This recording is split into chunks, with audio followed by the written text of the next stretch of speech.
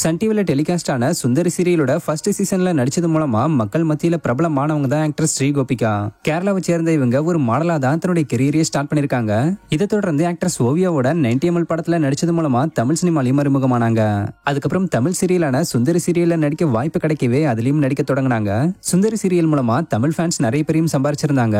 சொல்ல போனா சுந்தரி சீரியலோட ஃபர்ஸ்ட் சீசன்ல இவங்க இறந்து போன மாதிரி காட்டப்பட்டிருந்தாலும் செகண்ட் சீசன்ல இவங்க திரும்பவும் கண்டிப்பா வருவாங்கன்னு இவங்களுடைய ஃபேன்ஸ் பலரும் வெயிட் பண்ணிக்கிட்டு இருக்காங்க. அதே நேரத்துல இவங்க சன் டிவில டெலிகாஸ்ட் ஆன இன்னொரு சீரியல்லையும் நடிச்சிருக்காங்க. அதாவது அன்பேவா சீரியல்ல ஆக்ட்ரஸ் டெல்னா டேவிஸ் கண்மணி கேரக்டர்ல இருந்து விலகினதுக்கு அப்புறம் இவங்க அந்த கேரக்டர்ல நடிச்சிருந்தாங்க.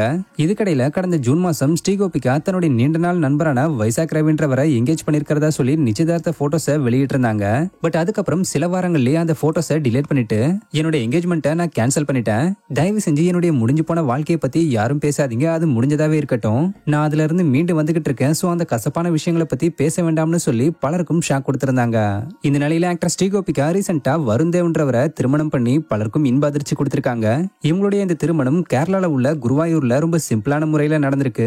இது ஆக்டர் ஸ்ரீகோபிகாவும் தன்னுடைய இன்ஸ்டாகிராம் பேஜ்ல மேரேஜ் நடந்தப்ப எடுக்கப்பட்ட போட்டோஸ் அண்ட் வீடியோஸை ஷேர் பண்ணி உறுதிப்படுத்திருக்காங்க.